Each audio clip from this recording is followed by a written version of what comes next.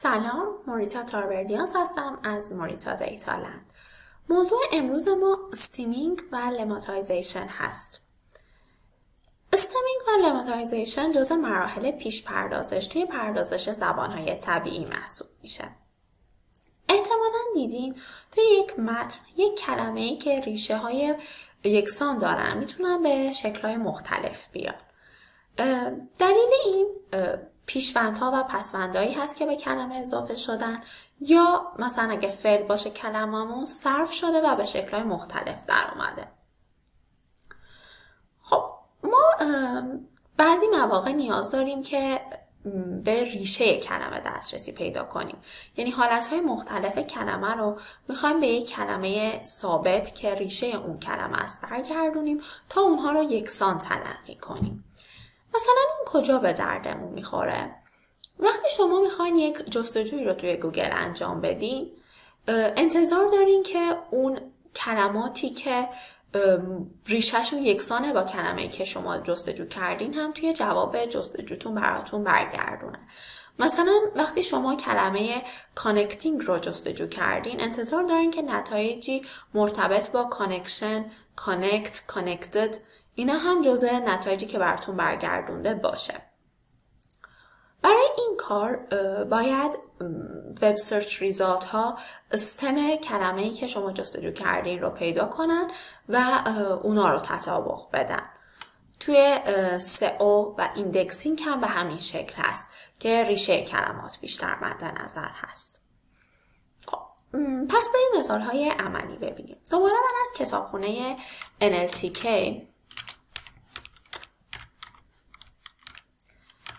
فعلا از استیمر پورتر میخوام استفاده کنم.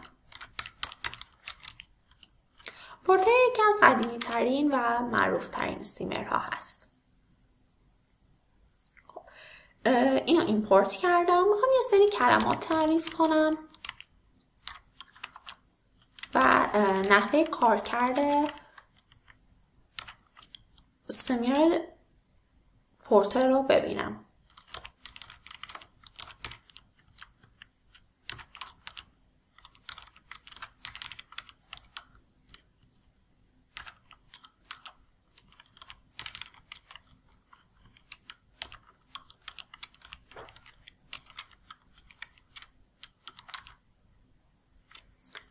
خب اول بیام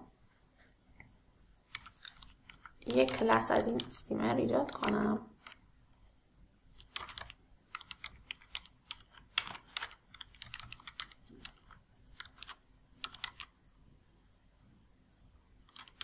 خب الان فور بزنم.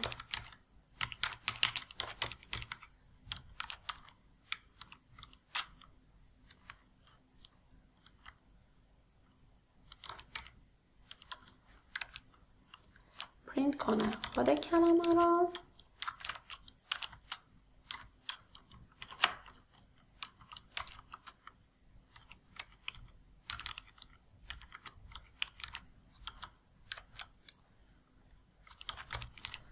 و steamer dot stem token. خب وقتی اجرا کردم میبینین کلمه کانکشن شد کانکت، کانکتینگ شد کانکت، دیسکانکت همون دیسکانکت موند، کانکت موند و کانکتد هم شد کانکت. ببینید که در واقع این کانکشن، کانکتینگ و کانکتد همشون به کلمه کانکت برگشتن.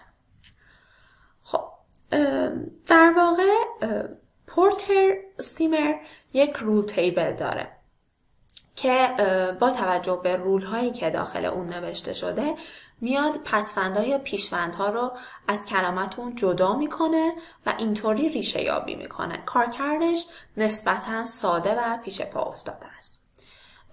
یه استیمر دیگه هم وجود داره که معروفه لنگستر هست.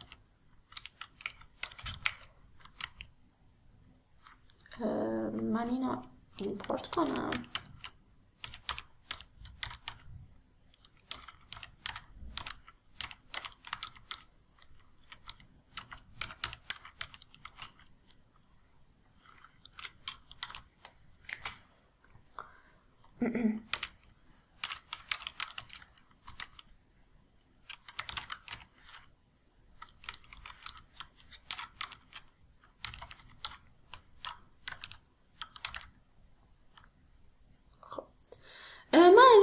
سری کلمات دیگه تعریف کنم و بیام نتیجه یه خروجی لنگستر و پورتر رو با هم مقایسه کنم.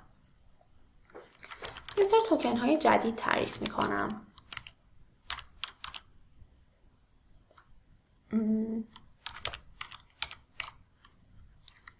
lovely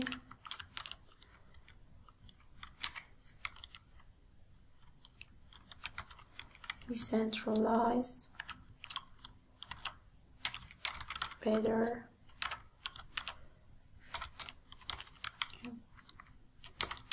information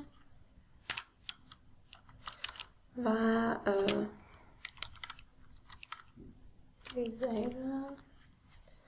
خب غیر فعل مثلا بذارم به این شکل، مثل دید که بیقاعده است. خب یه فرم میزنم.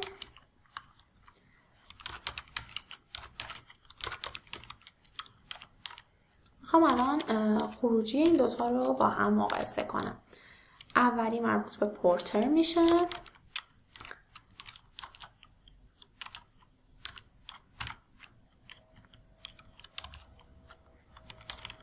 که اسمش رو گذاشته بودیم استیمر.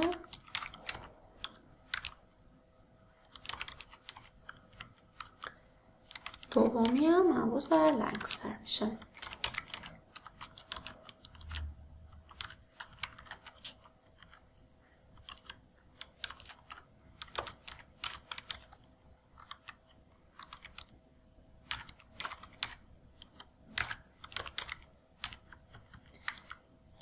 یه وکسشن هم بذارم که بخش مربوط به هر توکن جدا بشه.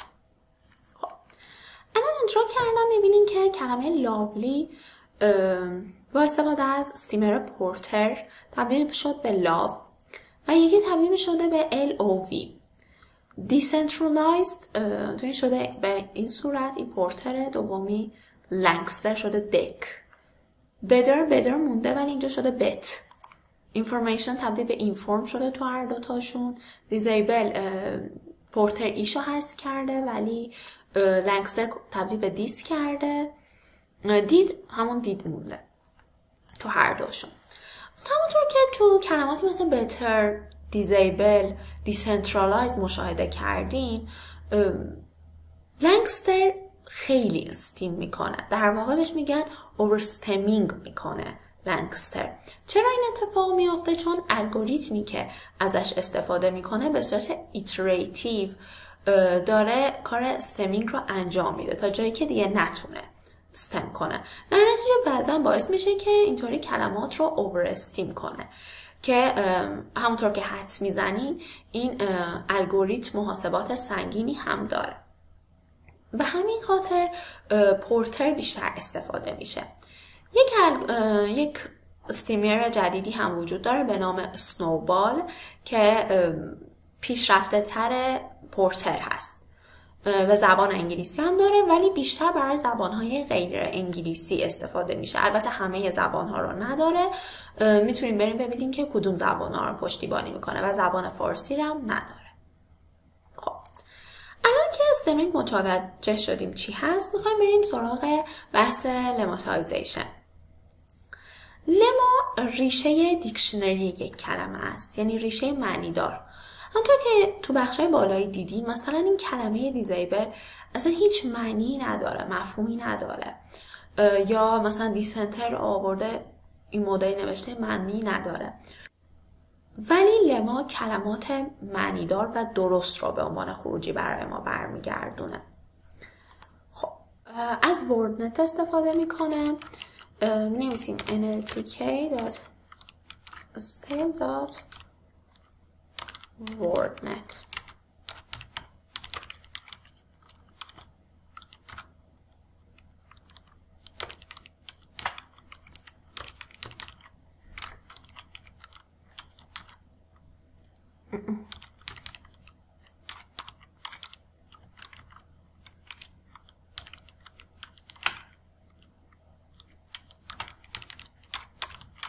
این کلاس لماتایزر هم ساختم. الان میریم ازش استفاده کنیم. میتونیم روی همین توکن هایی که داشتیم هم استریمر ران کنیم هم لیمیتایزر و تا بتونیم مقایسهشون کنیم.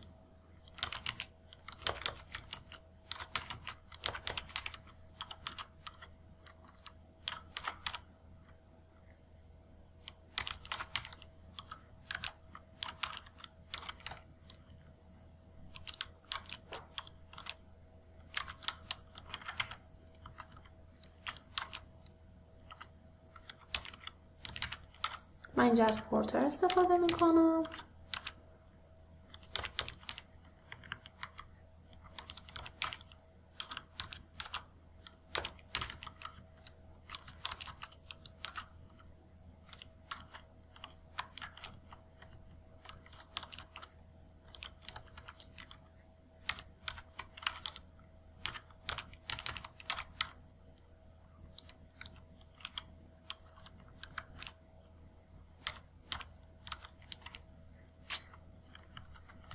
آخرش دوباره یه بکسلش این میذارم به منظور خانه‌ای.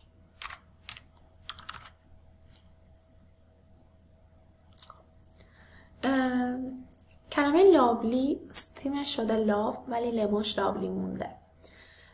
دیسنترالایز خودش مونده توی لما، توی استم شده دیسنتر. استم و لمای بدر همون بتره. اینفورمیشن لماش همون اینفورمیشن مونده، استمش شده اینفورم. دیزیبل همینطور و دید هم همینطور. میبینیم که مثلا تو این حالت لما نیومده یک کلمه بی‌معنی از دیسنترالایز بسازه، یا تو مثلا کلمه دیزیبل. ولی خب میبینیم که مثلا اینو نبرده دیسنترال بکنه یا دیسنتر بکنه یا هر کلمه دیگه. دلیلش چیه؟ دلیلش اینه که لما برای این که بدونه اینا چه شکلیش بکنه، یعنی اینفورمیشن آیا بکنه اینفورم یا نه، باید بدونه که الان نقش این کلمه توی این جمله چیه. در واقع پارت آف اسپیچ کلمه رو باید بدونه چیه. ما اگه توی این بخش بیایم پارت آف اسپیچ کلمه رو براش تعریف کنیم، اون وقت میتونه لمایی بهتر براش بسازه. مثلا من می نویسم پارت آف اسپیچ این کلمات A هست، یعنی ادجکتیو هستن همه این کلمات. وقتی رام میکنم میبینین که بدر رو اومد تبدیل کرد به گود. اومد گفت که بدر لماش میشه گود. اگه بگم پارت آف اسپیچ این کلمات وی یا ورب هست، یعنی فعلا، میبینین که کلمه دید رو اومد تبدیل کرد به دو. تشخیص داد که این لماش دو هست. و به همین ترتیب میتونیم پارت آف اسپیچ های مختلف رو تست کنیم و ببینیم. خب با توجه به این چیزایی که اینجا گفتم متوجه شدین که لما خب خیلی دقیق تر عمل میکنه و کلماتی که توی خروجی برامون برمیگردونه حتما کلمات معنی داری هستن. ولی خب لما خیلی سنگین تره، چون میره از داخل یه دیکشنری نگاه میکنه و برامون برمیگردونه. استم خیلی سرعتش بیشتر از لما هست و اینا کاربردهاشون هم متفاوته از هم دیگه. یعنی جاهایی هست که شما نیاز ندارین که کلمات با معنی براتون تولید بشه، شما فقط میخواین اونا به ریشهشون برگردن تا بتونین شما کارتون رو انجام بدین. مثلا توی اسپم دیتکشن، توی سنتیمنت آنالیز، توی این موارد میایین از استمینگ استفاده میکنین. ولی بعضی مواقع شما نیاز دارین که کلمات با معنی برگردونین، مثل چت بات ها که شما نیاز دارین یک پاسخ منطقی و درست رو به کاربر برگردونین. اینجاست که معمولا از لیمیتایزیشن استفاده میشه. البته اینجا باید بگم که شما یک متن رو به عنوان ورودی دارین، اینطور کلمه به کلمه ندارین. در نتیجه شما مرحله قبل از استمینگ یا لیمیتایزیشن توکنایزیشن هست. اگه هنوز ویدیو توکنایزیشن رو ندیدین حتما بریم ببینین. لینکش رو هم براتون توی بخش دیسکریپشن میذارم. خب بعد اینکه تفاوت اینا رو متوجه شدیم و توی زبان انگلیسی تست کردیم، بریم سراغ زبان فارسی. من دوباره از کتابخانه حزم استفاده میکنم برای زبان فارسی. پس بیام ایمپورت کنم.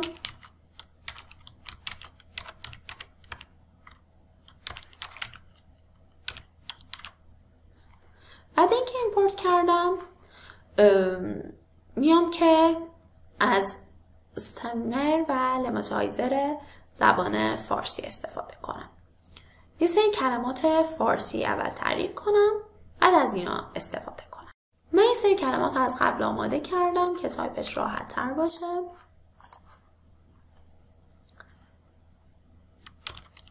example tokens.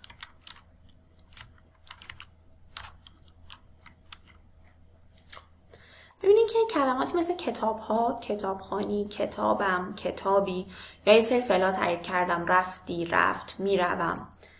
اینا رو میخوایم ببینیم که چطور کار میکنه استیمینگ و لماتایزیشن روشون. اول ببینیم که کتاب‌ها بین کتاب و های فاصله گذاشتم. از لحاظ نگارش زبان فارسی درست نیست، در نتیجه بهتر که مرحله اول اینا رو نورمالایز کنم. نورمالایزیشن هم توی همون ویدیوی مربوط به توکنایزیشن کامل توضیح دادم.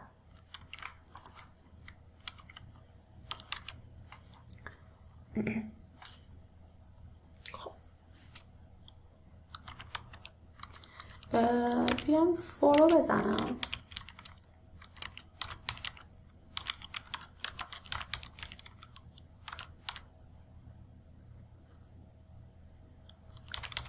اول نورمالایز کنم توکن رو.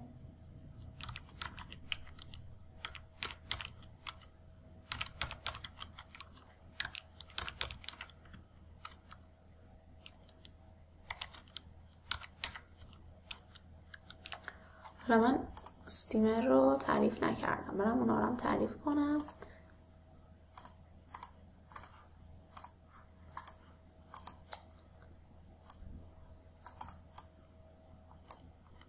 این استیمرمون هست. لماتایزرم بیارم. از اینا رو هم کنم.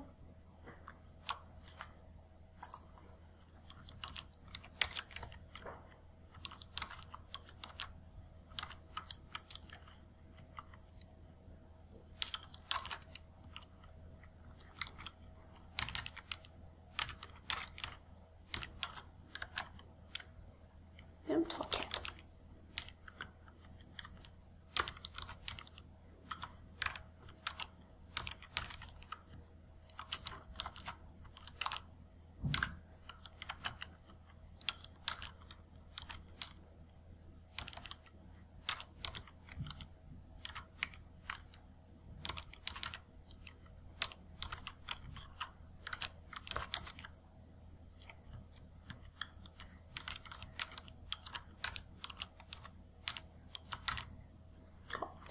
ببینید که استم کلمه رفت شد رفت، باز یک کلمه بی معنی. ولی لما شد رفت یا همون ریشش میشه رو. میروم شد میرو، باز بی معنیه ولی لما شد رفت. رفت همون رفته تو دوتاشون. کتاب همون کتاب ها تبدیل شد به کتاب توی دوتاشون، یعنی هاش حذف شد. کتابخوانی تبدیل شد به کتابخوان توی استیمینگ، ولی توی لما همون کتابخوانی باقی موند. کتابم توی هر دوتاشون شد کتاب و کتابی توی هر دوتاشون دوباره شد کتاب. خب به بخش آخر آموزش استیمینگ و لماتایزیشن رسیدیم. امیدوارم که براتون مفید باشه. نظرات و پیشنهاداتتون رو توی بخش کامنت برام بنویسین و با لایکاتون از من حمایت کنین.